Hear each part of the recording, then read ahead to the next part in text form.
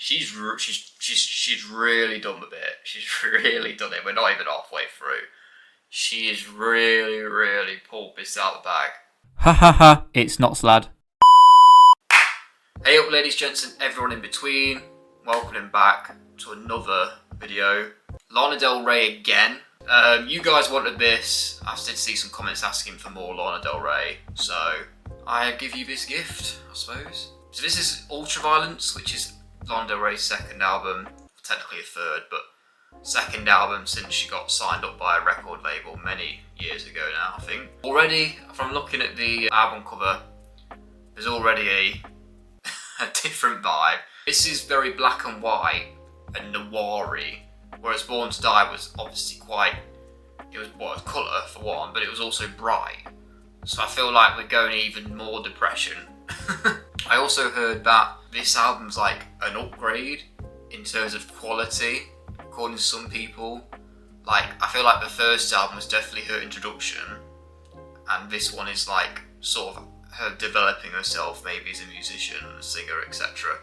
So that makes me more and more excited and giddy. What more could I say apart from let's just get into it, you know? I mean, it's Lanadelrey, isn't it? You know, why not? The full version, of course, will be out on Patreon. Do not forget that on YouTube, copyright is a bitch for YouTube videos, so for music like reactions or music related content. So the full version without any cuts or any any parts that you might be your favourite part of the song will be in the Patreon. I've got obviously Born to Die's on there in its full reaction, so you can check that out as well. I also have all my films, TV shows, all the little bits and bobs on there that's also unedited. Only £4 a month, and yeah, if you want more of me, check it out. All my socials as well will be linked below. Leave a like, comment, subscribe. Yeah, let's get into it. You can see it is the next day because I encountered issues. So for now, I have to make do with this clunky thing again.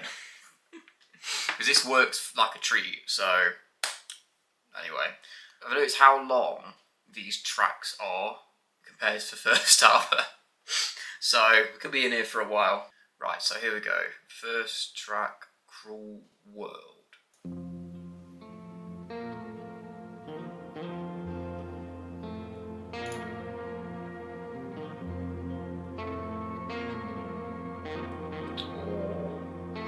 The guitar straight away, very different already to Born to Die. Share my body and my life with you. That's way over now. There's not more I can do. You're so famous now.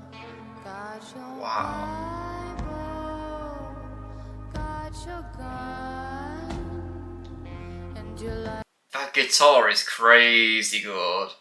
I'm finally happy now that you're gone.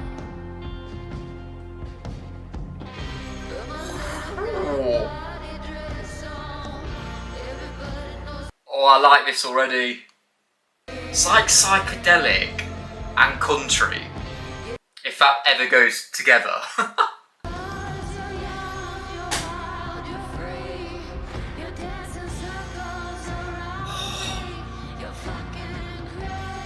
What an opening. It's proper like that sort of like California, like late 60s. You know, have you heard of The Doors? This is a really old band, but it's an old band I like. It's giving me like that sort of deserty vibe. 6.5 minutes of this, Jesus, I'm in for a treat. I did what I had to do. I found another anyhow. Share my body. Do you love that? That's all over now. I did what I had to. So just going from the lyrics, I presume it's about, like her leaving someone or something. So this production is just really taking over my mind. God, I didn't expect this. So different from Born to Die, wow.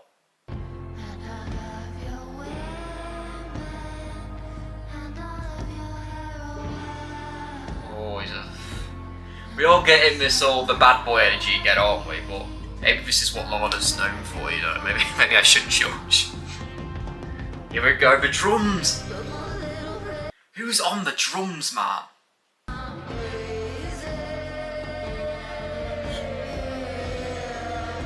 Oh, see what I mean? It's like LSD, innit? Like Lucy in the Sky with Diamonds, all the kaleidoscope sort of stuff.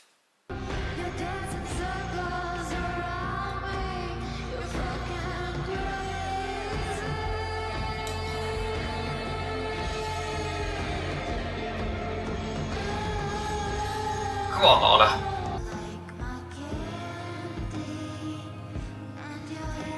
This is again, it's like, is it like a power, like famous couple, toxic, that sort of thing. Oh, I bet you are. Her vocals, this one is like, you can tell it's her, but it's very, it's like as if she's high. That's the best way I can describe it. Like the quivers and stuff, you know, when she goes high. Obviously, like, I know she is consistent in her old album, but it gives it that, like, depression element, or, you know, chaotic element, if you want to call it that.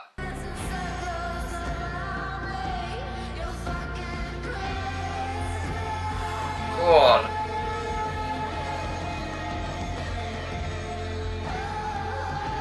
God, it's like, I'm just like looking up, praying. Hallelujah, you know, Lana, come on. Oh, that is, you know what?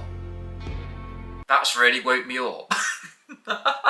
It gets me invested in the album now. When there's an opening track, that's a banger.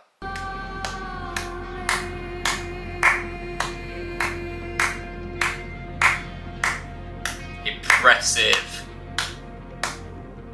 That's going on a playlist. Impressive. Wow, just take me over. Don't want to wreck anything. Wow. A bit shell shocked from that. So it's just so different. It's such a shift in value, like in genre. Like it's so different. That is versatility. That's the word, isn't it? You know, the thing is, I love nostalgia. I mean, the first album was nostalgic to a degree, but this is just like another league. I got like road trip vibes on that, sort of country and western, like Bonnie and Clyde-esque, hence the lyrics. It was all very like toxic, wasn't it? I'm a bit lost for words. Let me look, see what like a bit about it on Genius. Our friend Genius is back again. The track is a personal favourite. I'm not surprised. I feel like she put a lot of energy into this. I mean, it's 6 minutes 40, I think. So it's a big chunky track. I went down to the beach and I was thinking about everything personally. The verse is thoughtful and laid back, but then the chorus falls into a world of chaotic and heavy sub-bass. The juxtaposition between those two worlds, the peaceful meaning and the chaotic chorus, is summed up by my personal circumstances. Everything going easily, then everything being effed up. Felt like me. Yeah, because this is sort of what she's expanding on, I feel like, in the first album, when she sort of brings in her personal aspects of the song. I think I've got track 12. I've completely forgot the song, so I'll have to get it on the text and get it. Because the first album was very aesthetically about bad boys and, you know, toxic relationships and stuff. But I feel like she's going to go very deep in this one. Oh, what a start. The pre-chorus: I got your Bible and your gun, and you love to party and fun. I love your women and all of your heroin. I am so happy now that you're gone. I just want to know if there's any meaning behind that. So I'm seeing a lot of like, yeah, so like Bible and gun are two juxtaposition things, isn't it? Because you've got violence and crime being gun, whereas Christ's Bible is supposed to be a holy thing, living free of immorals and stuff. This contradictory ratio links to the fact that humans often don't practice what they preach. Yeah, that is booze. I mean, I'm guilty of that. Jesus. What an opening track. Moving on. Oh, getting excited. Right, so this is track 2, the name of the album, Ultraviolence. 4 minutes 11 seconds.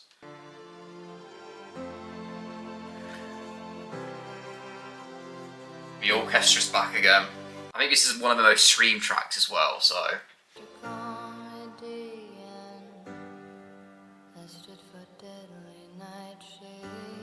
Deadly Nightshade, not good, is it?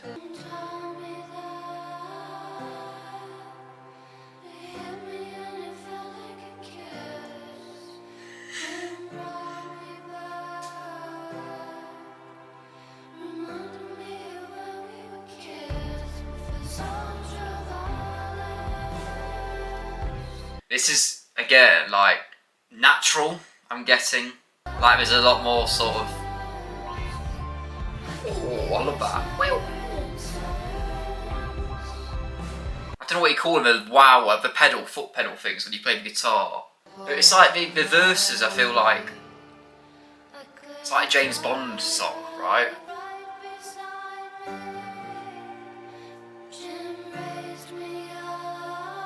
See, I'm getting... Is this more like religious imagery, like Jim raised me up, you know, raised up Christ, that sort of thing? Like Christ raises us all and stuff. So I'm getting a lot of like religious imagery in this. I don't know whether she had like a religious background, Lana, but there it is. Wow, wow, wow.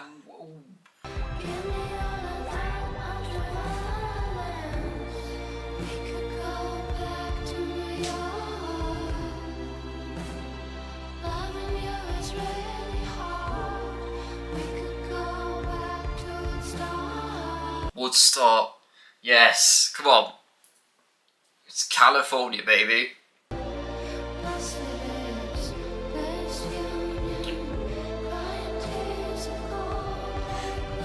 This is an arm-reaching album, you know, arm-stretching, I should say.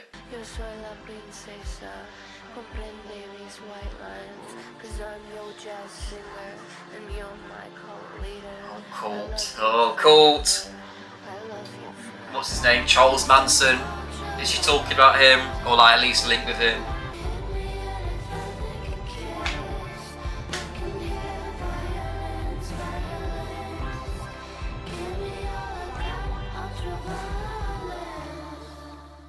That's another round of applause, Lana. But yeah, it's this album is, like I said, I feel like it's going to be a lot more of a it's going to be a lot more of like a natural production. When I mean natural, I don't mean it to be like the first album wasn't as gored or like it was levels and levels below. The first album was very like digital. There wasn't as many guitars or like natural instruments. It was very like, you know, hip hop influenced and stuff. But also you got orchestral moments, of course. But this is a lot more like, you feel like she's got a band playing in the background. You know, the drums, the electric guitar, the bass. You know, not like a, what do you call them? 808s, is it? That trap machine. She's not none of that in this. It's a lot more, yeah, like retro. Is that a better word? You take this as what you will from that. But the song itself, again, I feel like we're continuing with this whole like religious violence. Of course, the name it's a very violent one. We're getting a lot of like just maybe a bit more disturbing lyrics. Genius, come on, help me out. Said Ultraviolence was about a cult leader she met as a member of an underground group in New York. So this is again the personal aspect coming in.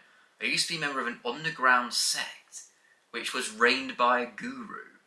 He surrounded himself with young girls. He thought that he had to break people first to build them up again.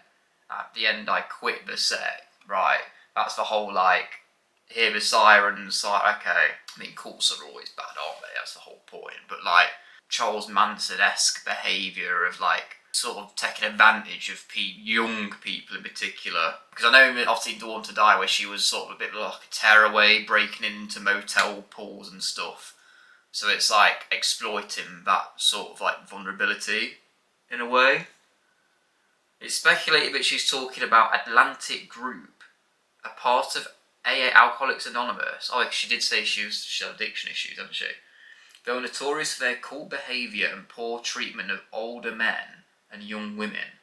The Pacific Group is partly run by a man named Jim, which is the name of the character referenced in the song. The lyric could also be referenced to Jim Jones, the infamous cult leader who led a mass suicide. God, this is... She does like her cultural references, doesn't she, Lana? Because the first one was Lolita, wasn't it? Was that sort of late 50s vibe.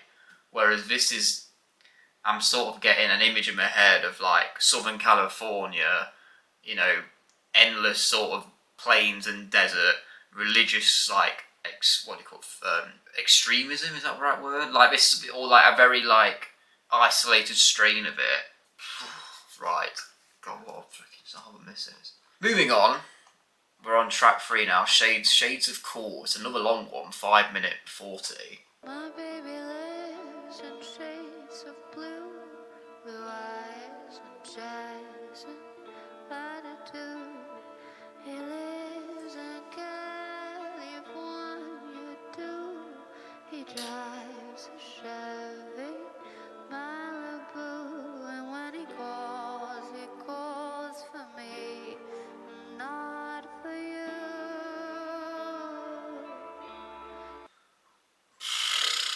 Lost. We are lost. I can't do nothing about this strange weather. I love that imagery, like strange weather, like addiction. I love how she, on the same point to die, how she, these choruses of like these transitions are crazy between like the pre-chorus and the chorus.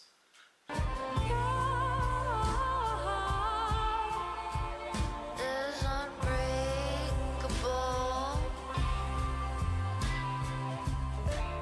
My baby lives in shades of cool, for heart and hands and aptitude. My baby lives in shades of cool. Oh my god. Just like the meaning behind that.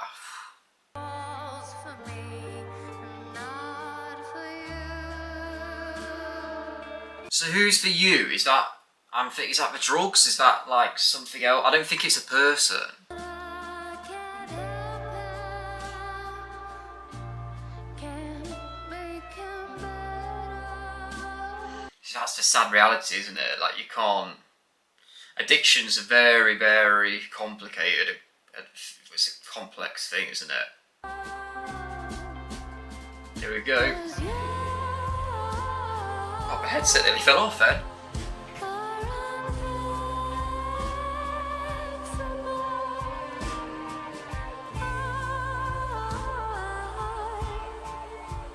Can't break through your world,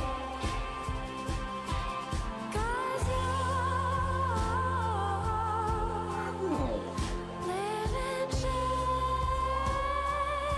Voice, Lana, the voice. Go on, Bridge. Ooh. Give me the guitar.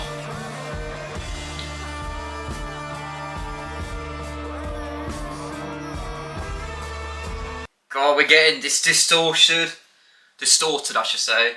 So much happening.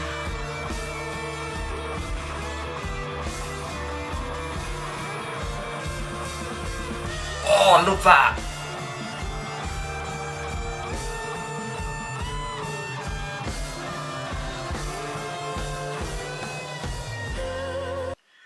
God, I'm getting hot, listen.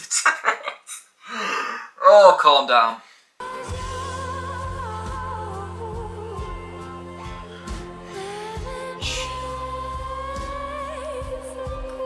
It's great how she can make these long songs. I mean, this is the second one, really. And it's just like, it keeps you, like, invested. Because I always get worried with long songs. You've got to have a lot to pack in for people to be staying on, in a lot of difference. And this definitely delivers, like Cruel World.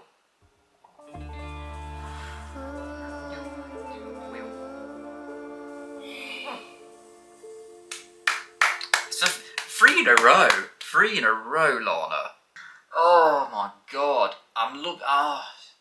So consistent. not repetitive, so consistent this so far.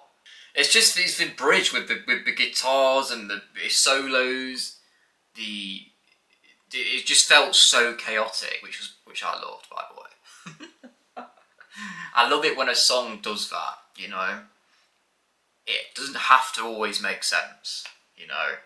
Lana Del Rey brings listeners into a lover's world of blue in shades of cool. She expresses a strong sense of lament and pain, as well as a powerful desire to understand and fix his flaws.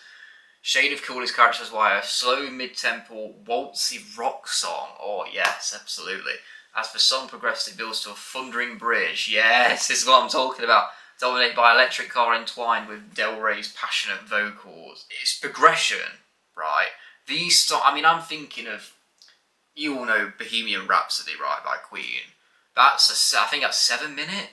Maybe, no, it's not that long. It's like 5-6 minutes at least. What's so good about that song is just the transitions and the phases it goes through. So you start off with like a piano, I see a young boy, along, blah, blah, blah, and then it goes on to the rock bit, and then a relaxed outro. And it just gives me, I just think it just gives me that energy, like in terms of the sort of the waltzy element at the start, and then it progresses into an emotional chorus, back to the waltz, back to emotion, and then just this like chaotic guitar and vocals and a bridge. Jesus. Apparently it's got a famous music video as well. But I know some of you guys mentioned reacting to music videos of Lana. That could be on the cards if I can make time.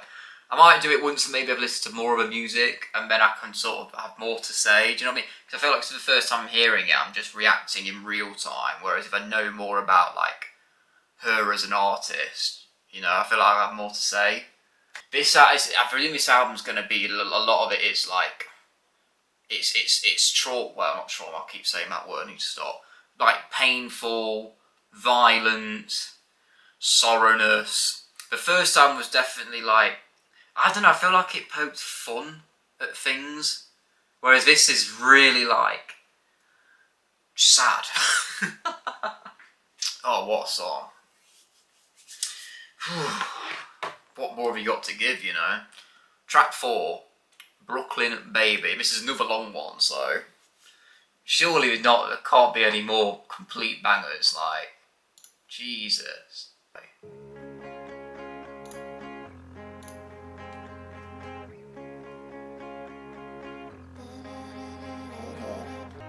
They say I'm too young to love you. I don't know what I need. They think I don't understand. That little woo noise. This freedom land of the 70s. Oh, yes.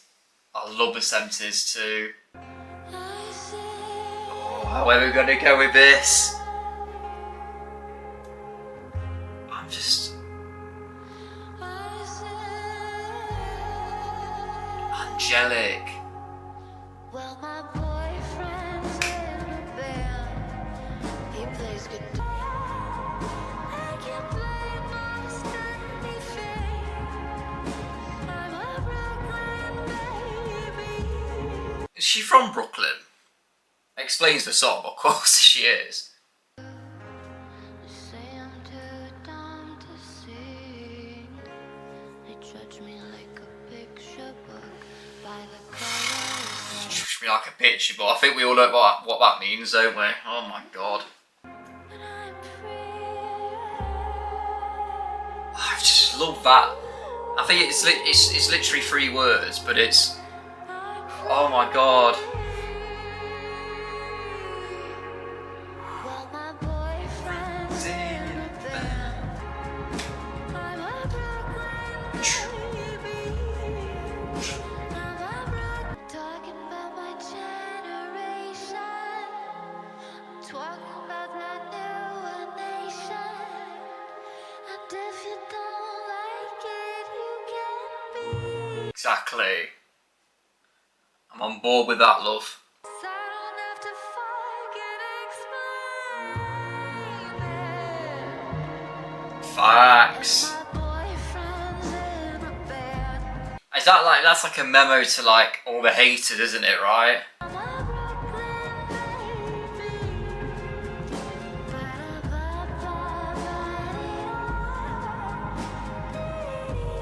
voice is crazy on this album. I've got to say it. I think I've said it already.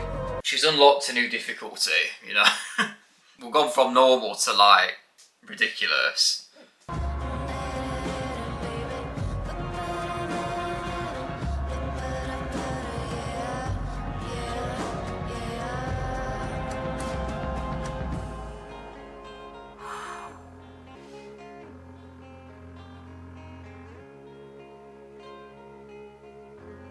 Lovely little outro there. This one was a lot slower, of course. I can't be sort of guitar rocky all the time. I think I was a lot more in tune with the lyrics in this one. This song seems a lot more self-esteem boosting, I feel like. She's talking about herself in a more positive light. My boyfriend's pretty cool, but he's not as cool as me because I'm a Brooklyn baby, you know. A lot more like empowering. Like much of her music gets steeped in nostalgia from an earlier period, yeah. So she's on about the 70s, isn't she, with the whole like freedom amongst the youth and stuff. Like, obviously the hippie movement was a bit before that, but it was still a time of like rebellion, and especially in the music world. Like National Anthem, Brooklyn Baby appears to be partially satirical. It describes a cool young girl who brags about her musician boyfriend, her rare jazz, weed, blah blah. Del Rey says she was originally meant to record the song with Lou Reed. However, Reed died on the day. Oh wow! Oh, that would have been a crazy collaboration. God, that's sad, isn't it? But the satirical element that someone's contributed on here is interesting, because I didn't get that. I suppose they're talking about the sort of the contradiction maybe, because she's sort of bragging about herself being Brooklyn and all this sort of stuff. Yet I suppose she's painting the boyfriend and his life in a negative light. Oh my god, I don't know. But yeah, number 5 anyway, West Coast, right? Again, the California energy is coming back, you know. Ooh. Come on. Yes. Get that drum in. West Coast, they got a saying, if you're not drinking, then you're not playing. But you got the music. Oh, I love this. The music and you, don't you? Slacker. Foot hard up the shore, I'm feeling hot. Ooh. You say you miss me, and you say I miss you so much. But something keeps me really good. I'm alive, I'm a lush. Your love. Slow it down. I can see my sweet boy swaying. It's crazy, cubano como yo. I feel like this whole album I'm just dancing, man. Way more than the first one. Oh my god. Oh, we're going back. She's talking about travelling a lot, isn't she? So I feel like when the sort of moves it, you know, the tempo goes up. Yeah, yeah. I feel like she's now driving again.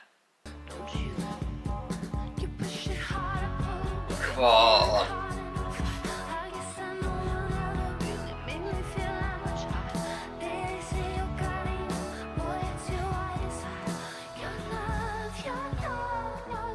Slow down for chorus.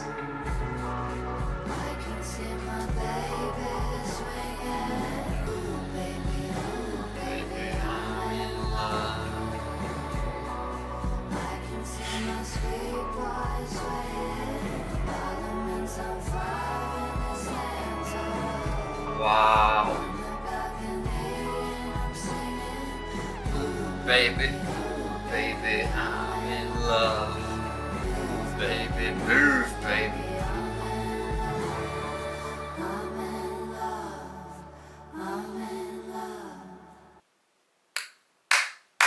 A round of applause is back.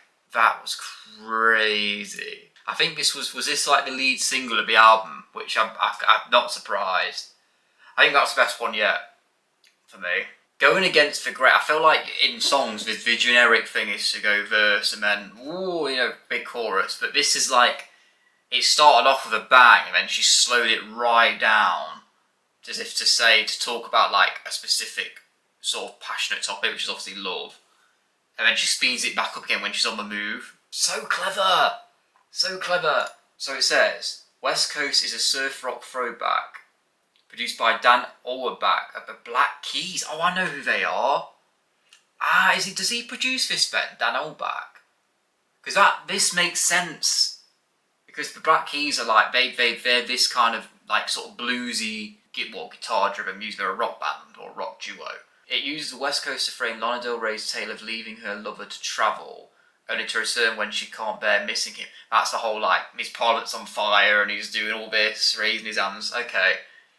It's marked Lana's highest debut at number 17, as well as her second highest charting single after the Cedric blah blah remix of Summertime Sadness. Right. See, that surprises me that she, in 17 is freaking amazing, like, to do that, get in the top 20. But I feel like, because she's such a, like, everyone seems to know who Lana Del Rey is. I thought she would have been getting like number ones and like top 10 or something like that. I mean, this was years ago, so maybe like streaming didn't play a role in charts, but I don't think she'll be getting 17 anymore. West Coast is recognised as among the top songs of the year. Brilliant, yeah. Yeah, not surprised there. Not surprised there, that was a crazy good song. This has also got a famous video. I might have to start watching some music videos here, because I'm missing out, maybe. Maybe I should do it more sooner than later. But yeah, I just love she paints a picture in my mind, the way she sings. That's so like clear, you know. What I think she's trying to say. I've pretty much been spot on, haven't I, for the most part, with the message, like the narrative of the story. Yeah, quality song. Right. What's the next one? Sad Girl. Sad Girl.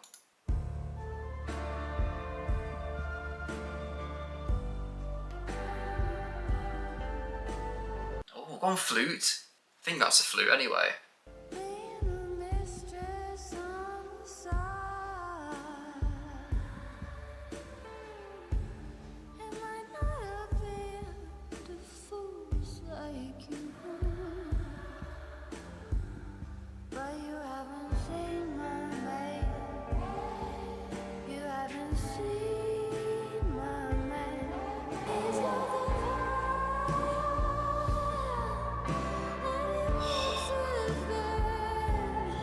Words, just no words for these vocals, none.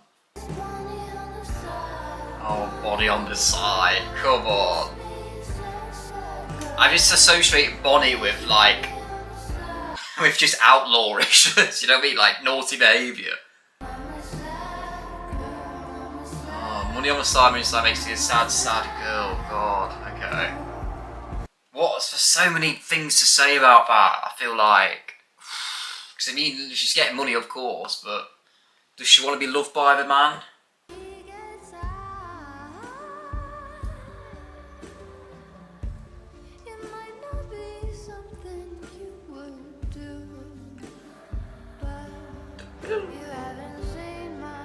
Little, is that a harp? That sounds like a harp.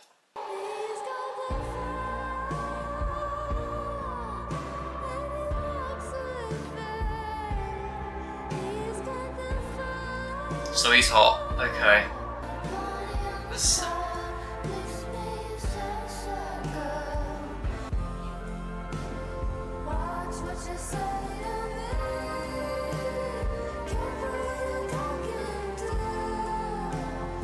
I do feel like there's a definite sadness to her voice, isn't there?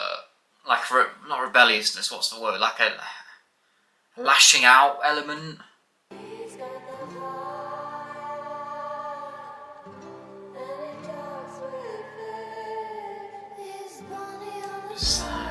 Bonnie on the side.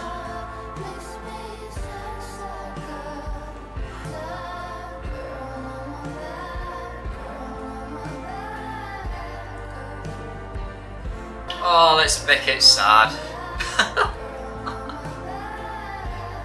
I'm still having a good time. It's crazy how these songs just go by because I'm just enjoying myself. She's really done with it. She's really done it. We're not even halfway through. She is really pulled this out of the bag. Like I said in the intro, this I can see why this is just doing a massive step up. Lana wrote the song because she's still sometimes a sad girl since she tries to fight things that are out of her control. Sad girl is primarily about her doing things that she wants over things that she should. Okay. Yeah, it's quite a thanks, Genius. It's quite a very basic overview. Yes, of course. It's just this is not obviously having an affair with a man that's probably got a lot of advantage. Is probably not always wise given how exploited that can be. So yes, definitely a want more than a should. Right, we're moving towards track 7, halfway point. Okay. Pretty When You Cry. Oh, a bit short, by the way, 3 minutes 50.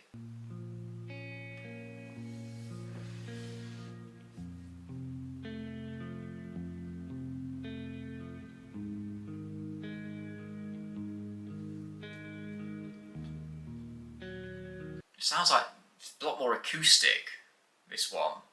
Shine for you, my love. Am I that girl that you dream of? All those little times you said that I'm your girl. I'll wait for you, babe.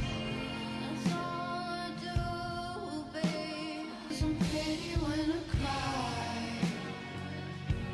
I'm pretty when I cry. God, you don't want to cry though, do you? I spent with you, my love.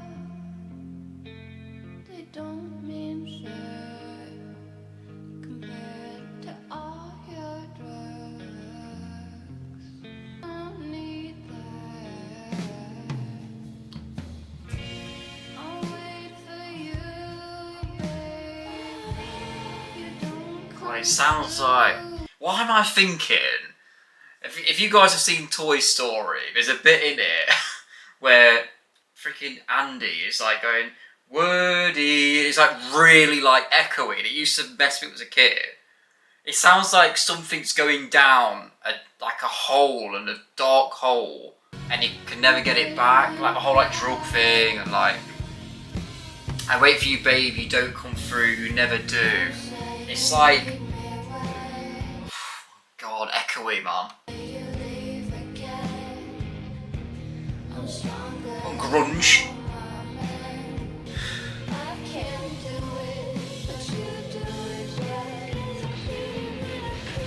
Come on.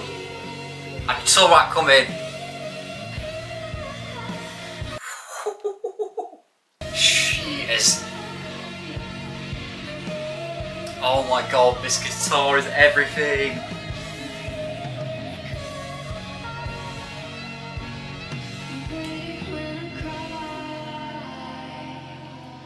I was expecting a like with the cymbals. Oh my god, that was an ending, wasn't it? That's the best outro of the album, that's for sure. But I'm so hot. Am I red? I'm a little bit. I feel like I'm so far away. God, bloody hell. That's what this album's done. Halfway through that song, let's talk about this song first. But like the whole, this song was definitely like about, again, her sort of being in awe of someone, how someone makes her feel, but then she's being mistreated at the same time, isn't she? You know, God, man. The bridge was crazy though. Don't say you need me when you leave me, when you leave and you leave again. I'm stronger than all my men except for you. Don't say you need me if you know what that's you're leaving. I can't do it, but I can't do it well. It also says here that she did this with a guitar player, Blake Stranathan. The way you heard it recorded is the way I freestyled it. I made it on the spot with my guitar player and left it as it was with that session drummer, and just called it a day on that song. Like the vocal inflection and its own narrative. It's not a lyrical drive. It's just kind of moments in time that are meaningful to me as they left. Okay, so this was all one take pretty much. That's craziness. I suppose I could see that actually. It did feel like thoughts more than a narrative. You know what she was talking about, but it was like it definitely came across a lot as a more emotional, probably the most emotional one on the record so far. God, but just halfway through this album, man, just how different this is really gobsmacked me. I didn't expect this to be such a shift. Just in the works, really, the production, what she's talking about as well. It's not. It's definitely lost the gloss. Do you know what I mean? We're really going in gritty with this, and I love it. I love raw music. You know, when it all stripped down, all barriers opened. You know. Right, let's go to track 8, Money, Power, Glory. Oh my god, what's this going to entail? Money, Power, Glory.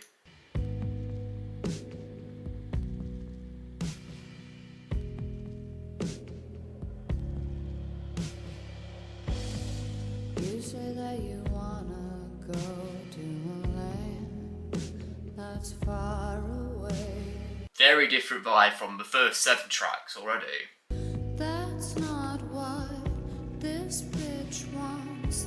Not what I want at all.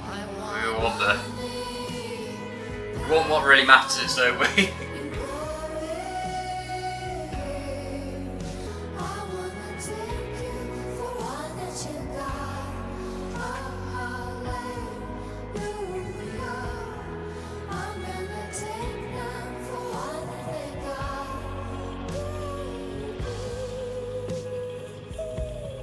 I love the, hallelujah, I wanted to take you for all you've got, hallelujah, I want to take them for all they've got. Using that sort of positive religious imagery with like, just sort of desire and like getting money really.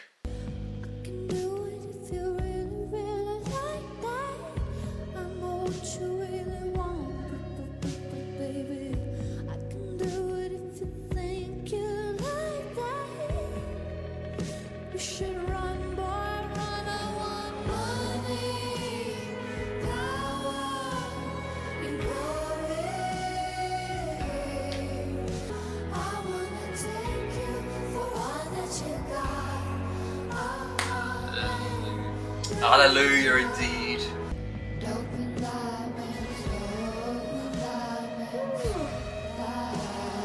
These guitars, oh my god. No, I'm not going to do that. I'm not going to say what I was going to say.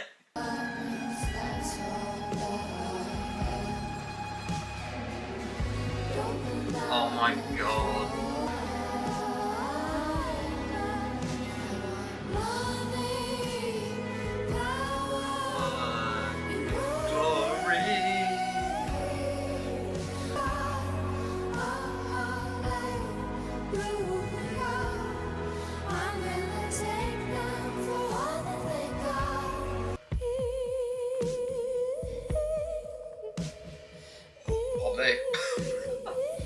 I feel a bit nauseous. I've been moving my head. I think my head's getting a bit, moving his head too much, you know. Right. This one was a lot more, maybe straight to the point. She just wants the money, power, glory, you know. I do like the way she's used God and Christianity to sort of paint the picture. I learned that whatever I did elicited an opposite response, so I'm sure money, power, glory will actually resonate with people as being what I really do want. I already know what's coming, so it's okay to explore irony and bitterness. I mean, it's true, isn't it? It's what we all want deep down, right? Is that we can talk about religion and stuff, and it obviously has its good points, but what makes this world? Do you know what I mean? That's what she's saying. Money, power, and glory.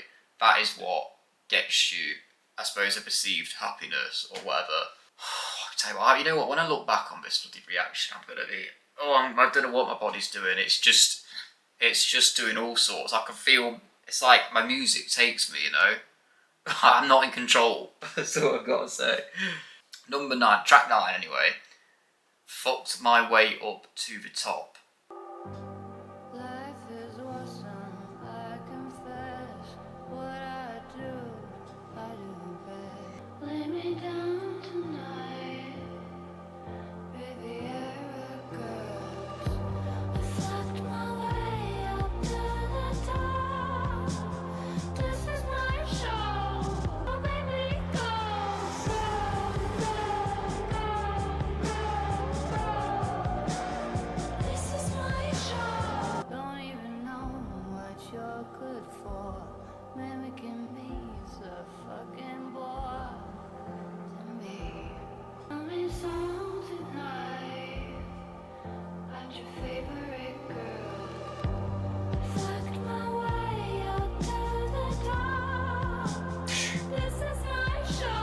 So we're doing it again. The transitions. Go. Don't blame you. Go on. Do what you need to do.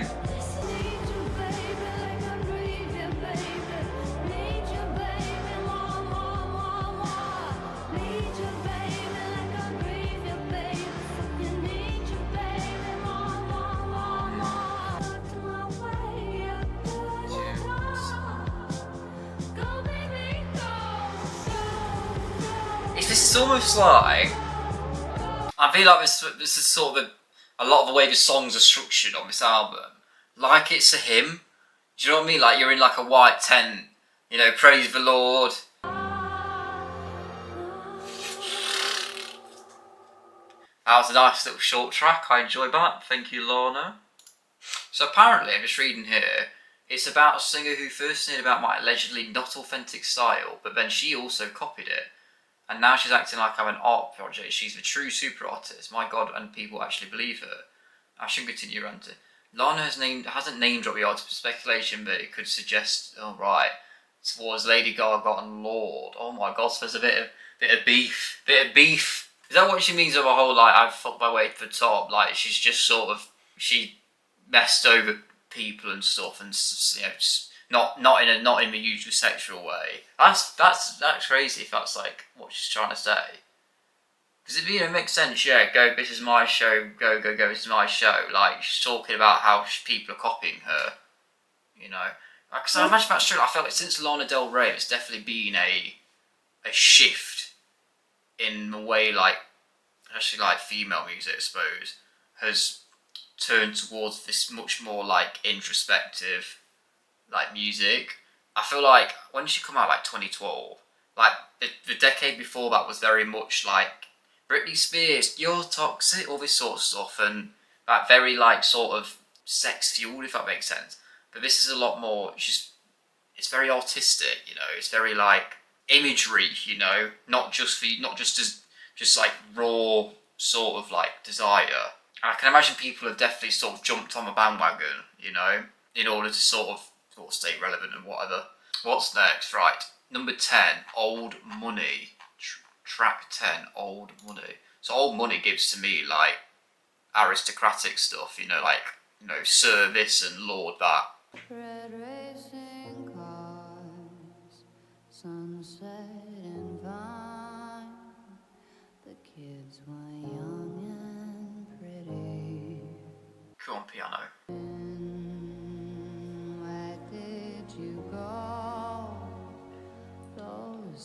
We're getting a performance on this song, aren't we? So this is nice, because I can just sit and relax. I've not got to be like, the music's not going to take me to make me feel sick. But if you send for me, you know I'll come. And if you call for me, you know I'll run to you, I'll run to you, I'll run. This is a lot more not passionate, what's the word? Romantic? No sadness, it's just pure like, I love you, if you call me, you're mine sort of thing. Is on my mind, sunset, small town, I'm out of time. Very nostalgic, that. Will you still love me when I shine? From words but not from beauty. Definitely see this being in like a film or a TV show. You know what I mean? Like a final scene or something of like a romance. Yet still inside, I felt alone for reasons unknown to me. Oh man, she wants loving, that's why. I love that this chorus, I really love. It's just so simple. And again, the whole like hymn aspect, like gospel-esque, you know.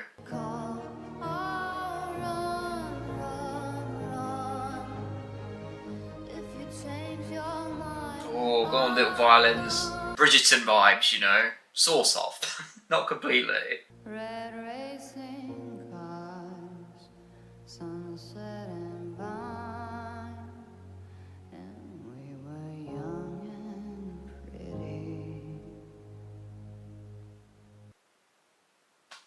lovely song. We needed a ballad, didn't we? I feel like. Well, I needed a ballad. We needed something that was minimal and just raw vocals, you know. That delivered. My God. It's just simple romance, isn't it? She longs for someone. She knows that this person, when you call, you know, when he wants her, she'll be there. Old Money is probably one of the tracks on the record that's most idyllic. Yes. This is what I said. I was right. Guess what? It's more based in a kind of fanatical snapshots I have of being on the corner of Hollywood, like I was channeling something. It's really my oldest track on the record because it's a song that's been in the works for years. It was called Metaphetamine, I can't say that. Like meth, basically. It's so much more like utopic, utopia, which we needed it. You've got to have a bit of false realism, like false idealism, or what we call it. You got to, you know. You got to feel good in and out. You can't always be like miserable and like, oh God, who's abused her now, you know. No, I really enjoyed that. A nice little break, but I could see track 11, the other woman. We're gonna go straight back into some sort of jealousy. I can see. The other woman has time to manicure her nails. The other woman is perfect where her rival failed. The other woman enchants her. I can feel the vocals have gone in like a filter, like a distorted filter. Like it's like an old radio. That's a good way to describe it. There are never toys that scatter everywhere. And when her old man comes, So is this from a perspective of the married woman, maybe? Like she has time to look good for her husband, whereas she's obviously busy with like home life and stuff. it's such a change from old routine.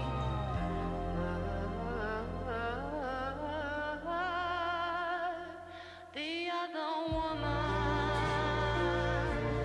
Very bluesy, isn't it, this? the other woman was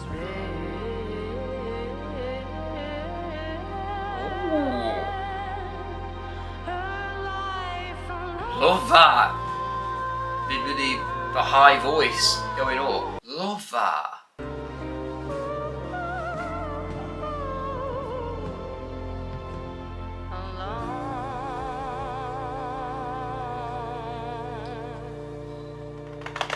Wow, short but sweet. Short but sweet. So I think this is the last track of the normal. I'm listening to the deluxe one again. So we've got 3 more tracks after this. But what a way to end the album proper, you know. Definitely a curtain falling track for sure. Like the shortness of it, and like the way obviously the lyrics have been told as well. So this is a cover from a Nina Simone song, which is a melancholic send-off, which explores the dark side of being the titular woman in a titular woman in a 3-sided relationship. So this is a cover. And Nina Simone's like she's a jazz singer, right? Or she was a jazz singer. Very, very, but I think she's probably taken a different turn to it, of course. Very good. A round of applause for the end of the album, but let's go on to the deluxe. Black Beauty. Paint my nails black, I dye my hair a darker shade of brown. 'Cause you like your women Spanish, dark, strong and proud. Paint the sky black. Nothing, my sparrow blue.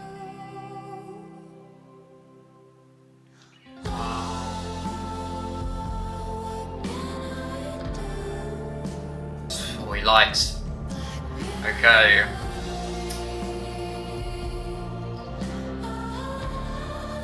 Black Beauty. God. I paint the house black. Oh my God, we're going very black. We like it. Black leather too. So is she talking? Is she like a sort of oh, go on. Sorry, production interrupts me.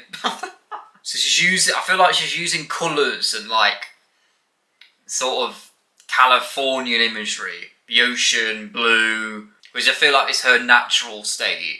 And this guy obviously doesn't like that. He likes the dark grittiness of like maybe an affair, which is all the whole Black Beauty thing.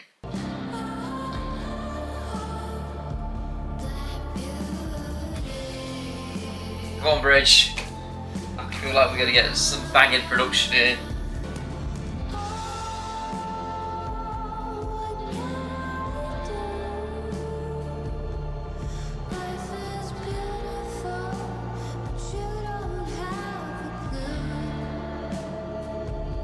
It just feels eerie as well, like, especially when she says, like, she'll say, like, life is beautiful, but you don't have a clue, like, you see, like, the sort of, it goes off, like, on a wonky trail.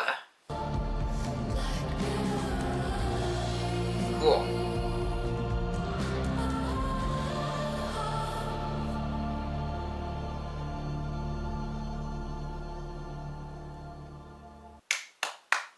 This one, like I said, it's I feel like she's used colours a lot in this. She's used it to sort of, I feel like what Lana's good at, she'll say the same thing, or at least the same, and I think this is the difference between the last album and this one as well. The whole, I feel like the criticism of like being repetitive also came on the sense that it stylistically and maybe the way she conveyed her messages were very much the same. But this one, she's using different ways to sell the same story. So like this is like the use of colours, black and blue, right? They're polar opposites in you know, ocean blue especially. You know, when she's the cover of The Other Woman, you know, using sort of like the family imagery to portray that sort of message as well of like not being wanted. You know, she's then gone to talk about like sort of materialistic pursuits with like money and then messing people over. So I feel like she's definitely solved that issue of like being repetitive for sure. I think it's sort of tech of this song to realise. She feels she's also not comfortable by the fact that she's being overtaken by the blackness and stuff, right? She's constantly trying to say, look, life is beautiful, the sun and ocean blue, so magnificently bright pastel colours, but this guy is just, you know, black, dark, you know, miserable, right? Very, very good way of putting that across, I will say. Next track, which is Guns N' Roses. Now, if it's anything like the band, am I expecting another, like, dancing song? Heavy metal love of mine, I should have learned to let you stay. You didn't want me all the time, 'cause you were so much better than the rest of them. Oh, we're getting building again. Of Guns N' Roses, I mean, that's always a great band. If you like Guns N' Roses, God. One of the greatest rock bands of all time, they are. Don't care what anyone else says. Oh, I love the dark guitar. Oh my god. Oh, here we go, get giddy again. Oh.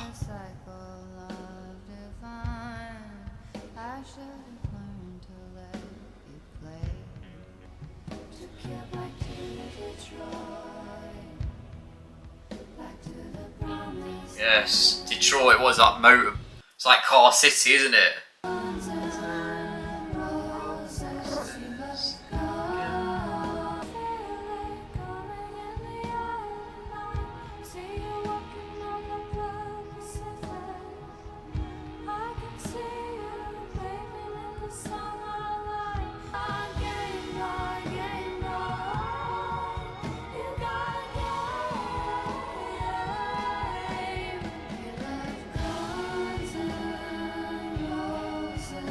So haunting. The guitars, oh my god.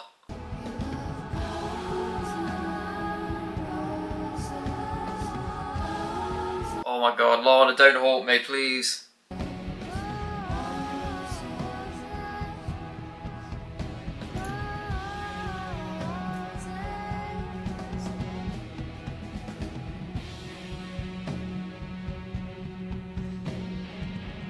on, 20 seconds of this.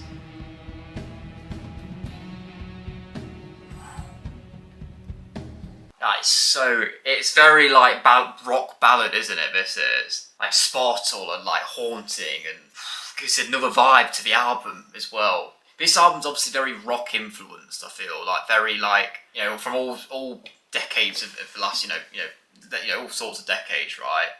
Desert and like bluesy. This was a lot more like ballad, like Guns N' Roses. They've done some Bon Jovi. That I got that sort of vibe and their ballady sort of stuff. It's composed by electric guitars and drums, reminiscent of the late 90s rock themed ballads. Guns N' Roses reflects on various very romantic partners of their past. Yeah, we're going to end on a banger, I know we are, given how this album's gone. So without further ado, track 14, the final track, Florida Kilos.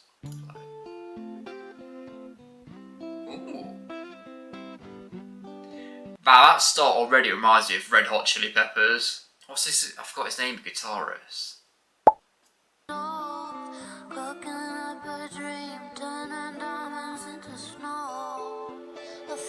Right, that's cocaine, isn't it? Florida Key, yeah, of course.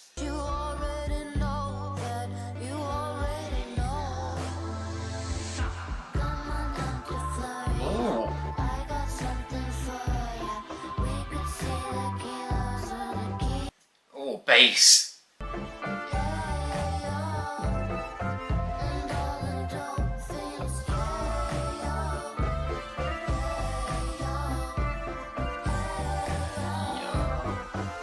It really sounds like Red Hot Chili Peppers have had something to do with this.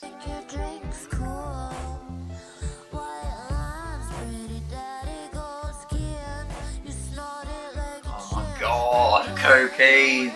Don't do cocaine, guys, it's a bad drug.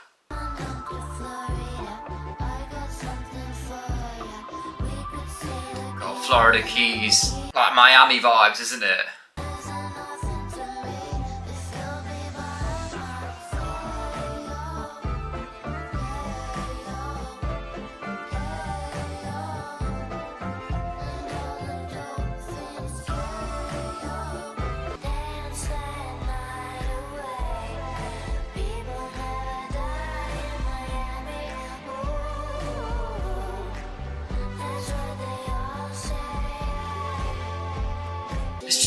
Oh my god, my guitar. I'm really vibing with it. It's so simple, but like, it just hits a spot. What does that mean? Yay, yo. I feel like that means something like.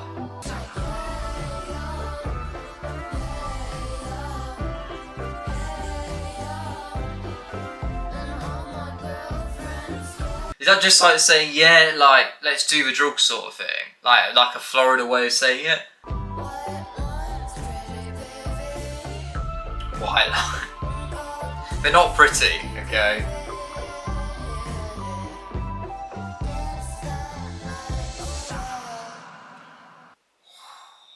But yeah, that was oh my god.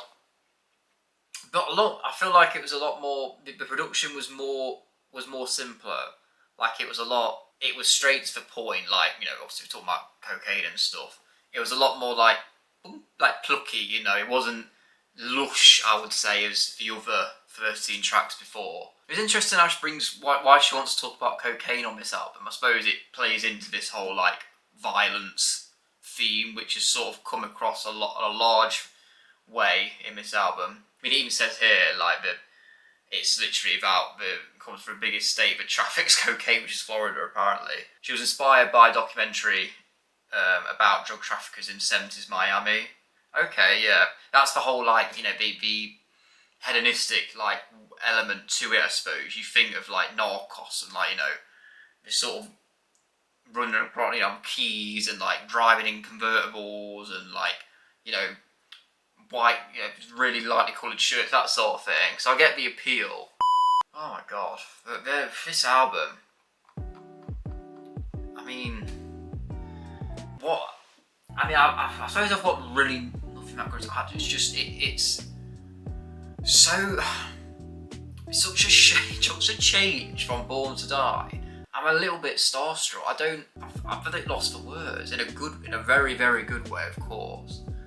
Just the whole experience of like, production did it for me. I think I've never, very rare have I been impressed with this in terms of how much thought and time was given to it. Who she's probably collaborated with as well to make it sound so good. The repetitiveness nowhere near on this.